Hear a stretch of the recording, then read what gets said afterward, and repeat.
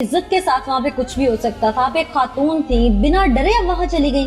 तो हम क्या करते हैं, हम बच्चों के लिए उधर गए हैं, हम कौन सा शौक के लिए गए तो हैं। गुर्दा क्यों बेचती है? हमें पता नहीं था ना कि गुर्दा क्या होता है, हमें पता होता तो हम ऐसा कदम क्यों उठाते। घर वालों को नहीं पता है, किसी को भी नहीं पता। हाँ, कह रहे थे ये देखो हमारा भी निकला हुआ है, कुछ नहीं होता ऐसे। मेरा ख्याल है मैं तो फिर बहुत इज्जत और एहतराम से आपकी एज का लिहाज करते हुए आप करके बात कर रही हूँ, लेकिन बात पब्लिक जिक्र इस वक्त आग बगोला है, शायद आपसे कोई आप करके भी बात कर।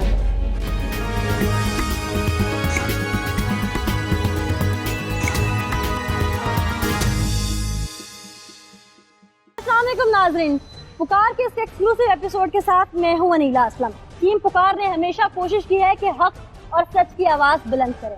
हमने हमेशा जालिम और जाबर के खिलाफ आवाज बुलंद की है, ख्वाह इसके लिए हमें किसी ही हद तक क्यों ना जाना पड़ा हो, कितनी ही धमकियां क्यों ना सहनी पड़ी हो।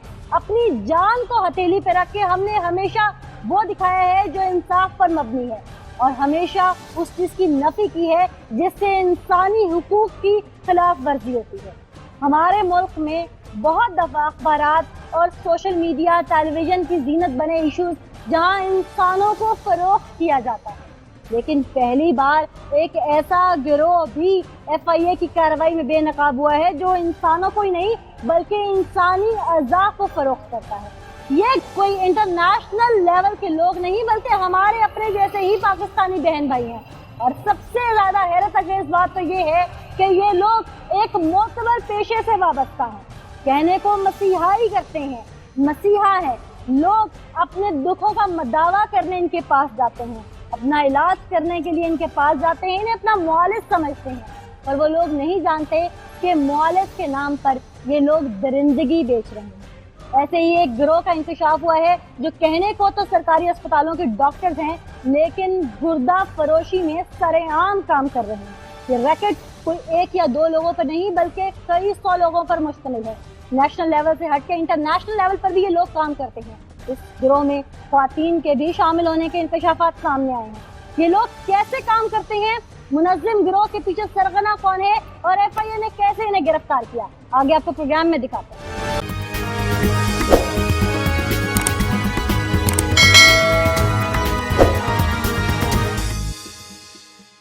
सारे मामले की असल गुत्थी क्या थी, असल हकायक क्या थे, वो हम बेनकाब करने जा रहे हैं। इस वक्त हम हॉस्पिटल में मौजूद हैं और यहाँ वो विक्टिम्स मौजूद हैं हमारे साथ, जहाँ जिनको वर्गला कर, जिनको पैसों का लालच देकर डॉक्टर अल्तमश और डॉक्टर फवाद अपने उस ज़िबा खाने में ले गए, उस स्लॉटर हाउस में ले गए, और वहाँ जाकर इनके साथ क्या सुलूक हुआ वो इन्हीं से जान लेते हैं कि ये वहाँ पहुँचे कैसे। क्या नाम है आपका?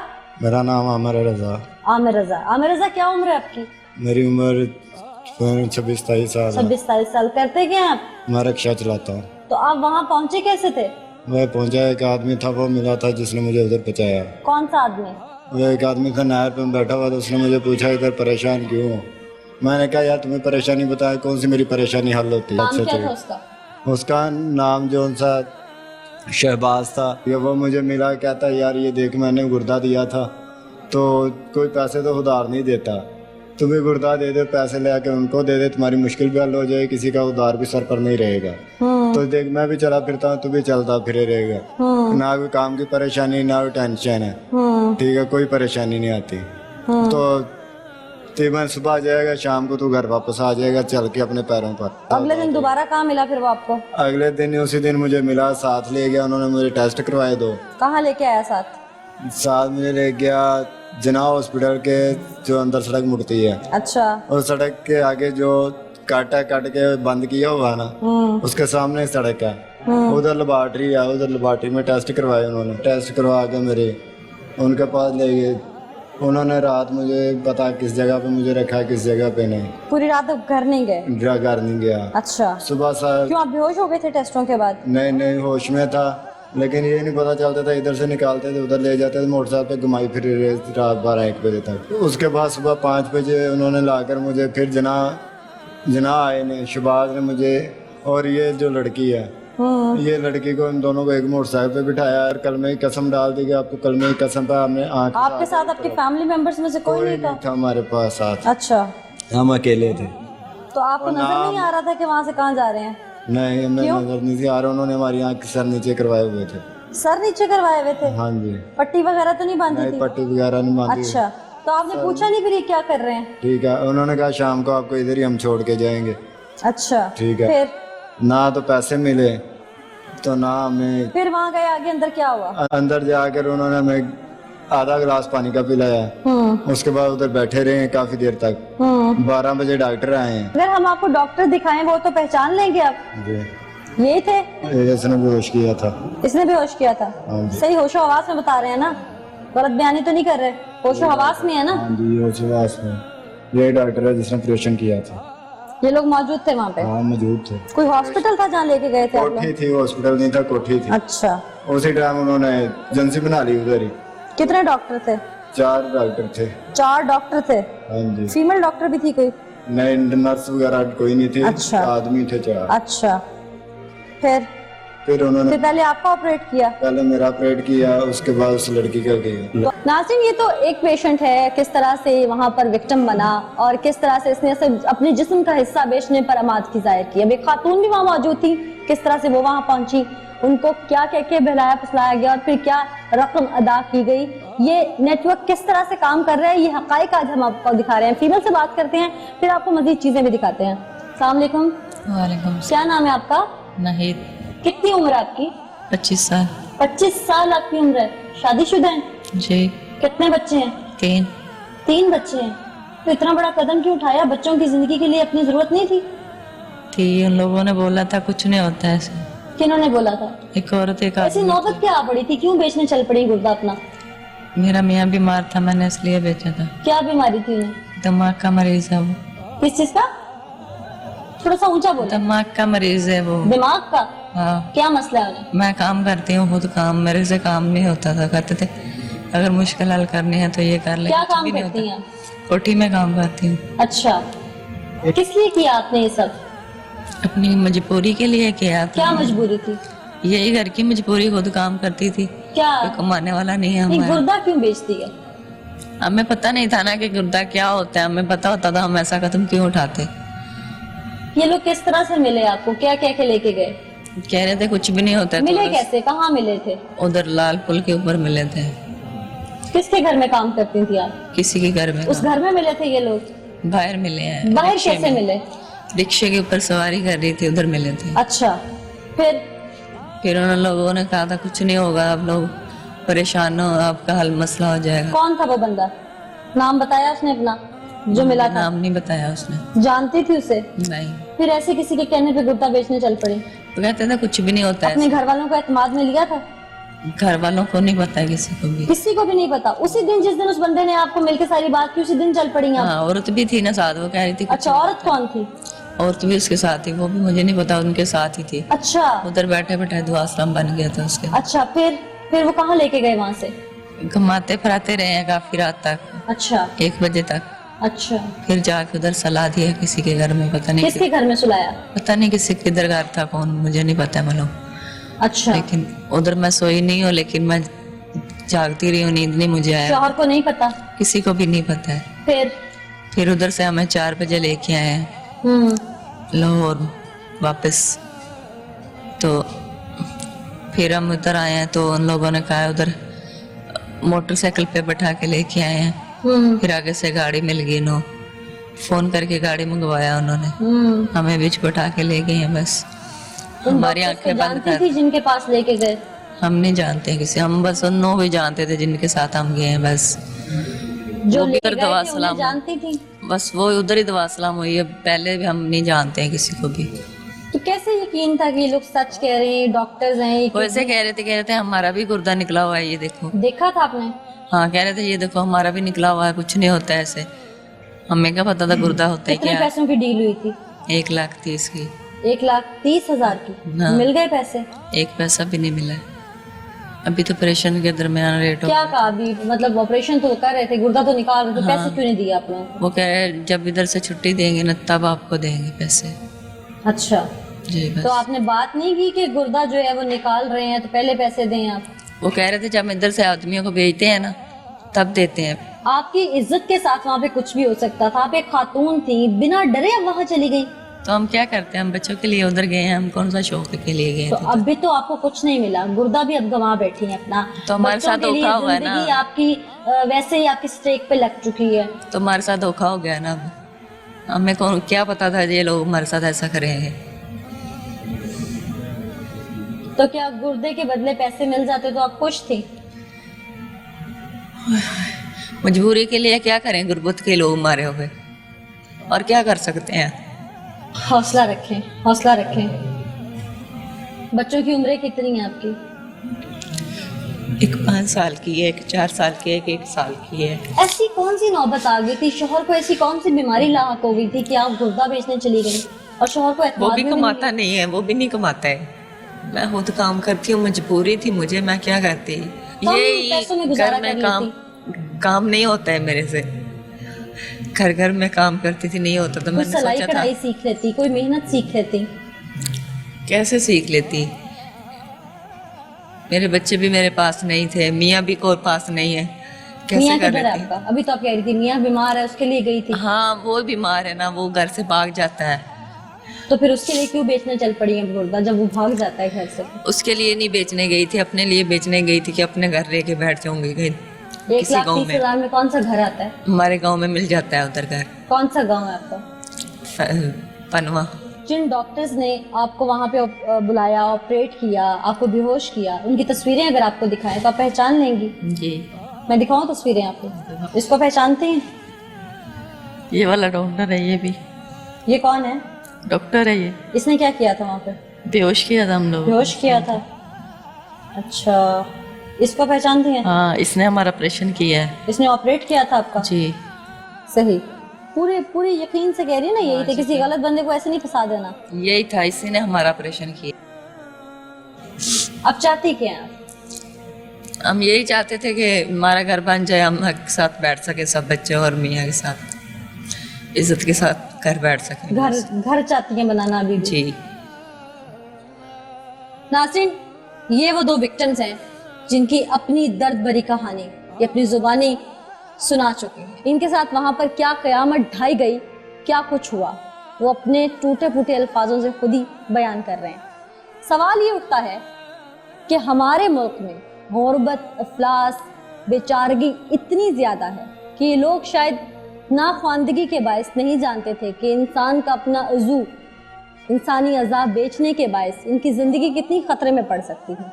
वो तो अब शायद ये डेथ बेड के करीब पहुँचे तो उन्हें एहसास हुआ कि क्या गलती कर गए थे।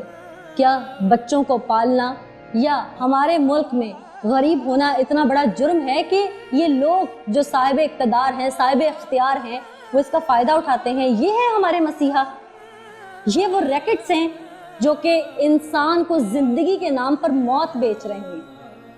ये कोई एक नहीं, बहुत सारे गिरोह हैं, बहुत सारे परिंदे हैं जो नेशनल इंटरनेशनल लेवल पे स्प्रेड हुए हैं।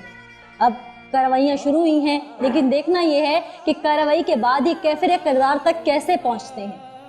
अभी और भी बहुत कुछ है जो आगे चल के आपको प्रोग्राम में दिखाते हैं। ये कोई एक सच नहीं, बहुत सारे कड़वे सच हैं जो शायद सुनने वालों के कान कांप जाएं, दिल पे लर्जा तारी हो जाए और आंख झपकना भूल जाए।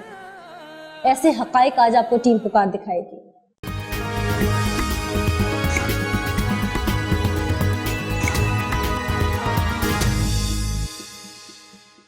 आप हैं? MBBS किस सन में किया आपने? 88 में जी। 1988 में जी। और इसके बाद प्रैक्टिस किस हॉस्पिटल में करते रहे आप? मैं कुछ अर्सा में अस्पताल में रहा जी। अच्छा, एज सीनियर डॉक्टर? हाँ जी, फिर जनरल अस्पताल में रहा जी। अच्छा, आपकी स्पेशलिटी क्या है? मैं जी प्लास्टिक सर्जरी का स्पेशलिस्ट। Plastic surgeon? जी जी। ठीक, तो कब से कर रहे हैं आप ये किडनी ट्रांसप्लांट का धंधा? किडनी ट्रांसप्लांट नहीं करता जी। फिर सोच जी लीजिए, बिल्कुल सही है जी। लोग बहुत ट्रस्ट करते हैं जी मैं डॉक्टर्स के बिल्कुल ऊपर। ठीक कह रहा हूँ। मैं फुटेज भी देख के आई हूँ, मैं उन पेशेंट से मिल के भी आई हूँ जिन्होंने आपकी तस्वीरें भी पहचान ली हैं। वो भी झूठ बोल रहे हैं। डेथ बेड पे क्यों कोई झूठ बोलेगा?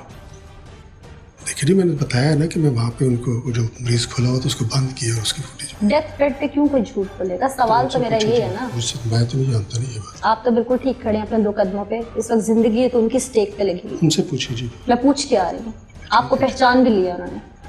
आप पे 2013 में पर्चा भी हुआ था, अब क्या दें वो भी नहीं पता? नहीं, FIR मौजूद? FIR मेरे पे नहीं थी, वो कुछ और लोगों पे थी। बाद में मुझे उन्होंने कहा कि क्यों बाद में आपको क्यों नामजद किया गया? इसका मतलब आपके सेक्रेटरी से कोई ताल्लुक था? आप मेरी भी सुनोगी अपने? मैं आपकी सुन रही हूँ ना, सवाल तो मेरा इसीलिए कि बाद में आपको नामजद क्यों किया गया? आप लाहौर बैठे हैं, वो इस्लामाबाद जी, में तैयार वो थे। इसलिए कि जिस सर्जन ने किया था वो उसको बचाना चाहते थे, इसलिए वो मेरी तरफ लाया गया मामला। आप डिनाई कर रहे हैं हर चीज से। मेरा ख्याल है मैं तो फिर बहुत इज्जत और एहतराम से आपकी एज का लिहाज करते हुए आप करके बात कर रही हूँ, लेकिन बात पब्लिक जितनी इस वक्त आग बगोला है, शायद आपसे कोई आप करके भी बात ना करे, या जिनके प्यारे, जिनकी जिंदगी आपके हाथों से चली गई हैं, तो शायद आपको देख भी ना पाए इस तरह। कहाँ स्टैंड करेंगे आप जब लोगों को इंस्टिगेट करेंगे तो ऐसे ही होगा जी। मैं नहीं कर रही। आपको गिरफ्तार मीडिया ने नहीं किया, आपको गिरफ्तार एक ऐसे इदारे ने किया जो सबूत की बुनियाद पे काम करता है। डॉक्टर अल्तमश आप हैं? डॉक्टर अल्तमश मैं वहाँ क्या कर रहे थे आप? लाहौर जनरल हॉस्पिटल में ट्रेनिंग कर रहा था। जहाँ से गिरफ्तार किया गया। I was doing nothing over there. Crime की जगह के ऊपर मौजूद होने का मतलब ये नहीं है कि मैं क्राइम के अंदर इन्वॉल्व था। अच्छा, तो फिर क्यों गिरफ्तार किया गया आपको? क्योंकि मैं वहाँ पे खड़ा हुआ था। क्यों खड़े मैं हुए थे? वहाँ पर मौजूद था उस जगह के ऊपर। वो कोई पब्लिक प्लेस है, कोई पार्क? मैं किसी भी जगह के ऊपर अगर चला जाऊँ और वहाँ पर एक क्राइम हो जाए तो क्या मैं वही तो क्या पूछ रही हूँ, मैं किसी भी तो क्या जगह मैं डॉक्टर उसका अल्तमश ने तो आपसे एक मेरी वही- बात सुनिएगा ना, तो मैं क्या आपसे वही मैं पूछ रही उधर, हूँ। इसका मतलब है कि मैं उसके अंदर मैं इन्वॉल्व? आपसे वही पूछ रही हूँ कि आप फिर क्यों गए थे? अगर आप इन्वॉल्व नहीं है, वो पब्लिक प्लेस नहीं है, वो पार्क नहीं है, वो कोई फास्ट फूड का मुझे वहाँ point पर एक नहीं है। बंदे ने बुलाया था, आशिक था उस बंदे का नाम। क्यों बुलाया था? उसने मुझे वहाँ पर बुलाया था। He needed a panel of anaesthetists. वहाँ पे उसके अलावा जो है 3 बंदे और थे, और कौन तीन बंदे थे वो?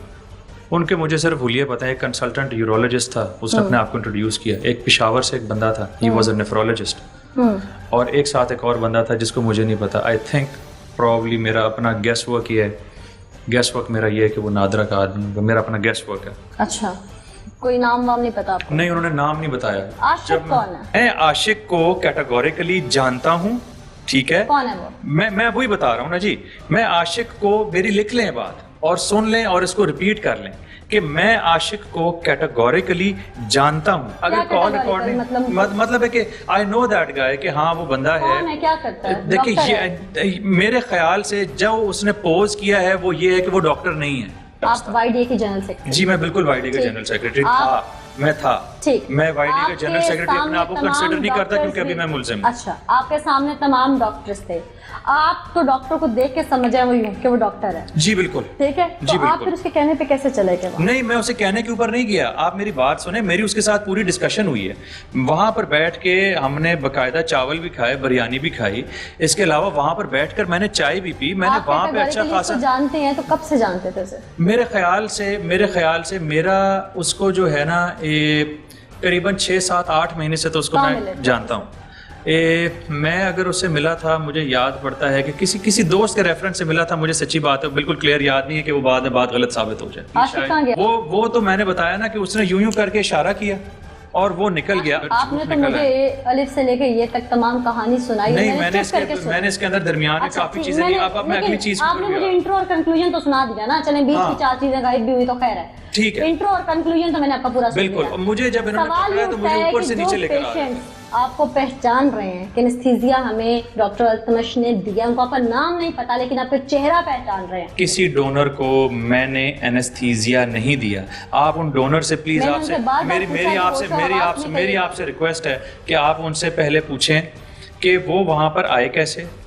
आप उनसे पूछें कि उनका मेरे साथ क्या ताल्लुक है। आप उनसे आप में से पूछें कि किसी मैंने को उनको कोई- बेहोश मैं किया कि नहीं तमाम- किया। मैं ये पूछ के आई हूँ। मैंने आपसे पूछा, आपका नाम नहीं जानते थे, नहीं, आपको पहले ये कभी मैं नहीं देखा मानता था, इस बात को कि उन्होंने लेकिन बात कही आपकी होगी। तस्वीर देख के Not उन्होंने कहा कि possible. एनेस्थीसिया हमें इन्होंने नॉट सुनवा दें पॉसिबल, आपको? Not possible. सुनवा आप दें। बिल्कुल सुनवाएं। यही थे, इसने बेहोश किया था। इसने भी होश किया था। हाँ जी। सही होशो आवाज में बता रहे हैं ना, गलत बयानी तो नहीं कर रहे? देखिए आपने उसको पिक्चर दिखाई है, रीजन क्या उसने होता है? कहा है ये कि तो मैंने कुछ बेहोशी नहीं दी है। मेरे से गलती हुई है, इंसान से गलती होती है, मगर मैंने ये गलती की है मैं उधर गया हूँ, उसे कहने पे गया हूँ, मैंने मीटिंग भी की है। आप लोगों की गलती की वजह से तमाम मसीहाओं के ऊपर से गरीबों का ट्रस्ट उठ गया ना, तो हमारा मुल्क पहले भी दहशतगर्दी की लपेट में है और आगे भी मजीद हम पिस जाएंगे। इंटरनेशनल लेवल पे हम लोग वैसे पिट रहे हैं। आई थिंक दिस इज जो कि डॉक्टर फवाद और डॉक्टर अल्तमश, इनकी तमाम गुफ्तगू आपने सुनी, FIA की इन्वेस्टिगेशन, और अभी तक जितनी सूरत हाल हमने आपको हॉस्पिटल से लेके तमाम जगहों की दिखाई, जिस तरह से रेड हुआ वो फुटेजेस भी आपने देखी, जिस तरह से इन्वेस्टिगेशन सामने आई और वीडियो रिकॉर्डिंग उन विक्टिम्स की, उनकी फैमिलीज की, तमाम आप सुन चुके हैं। अब FIA की इन्वेस्टिगेशन में मज़ीद चीज़ें सामने क्या आई, deputy director FIA Jamil Khan साहब, उन्हीं से चल के बात करते हैं कि उन्होंने अभी तक क्या क्या रिकवर किया, हकीकत और सच्चाई कहाँ पर है, क्या ये ठीक कह रहे हैं या अभी भी कहीं दाव पेच हैं इन तमाम मामलों में।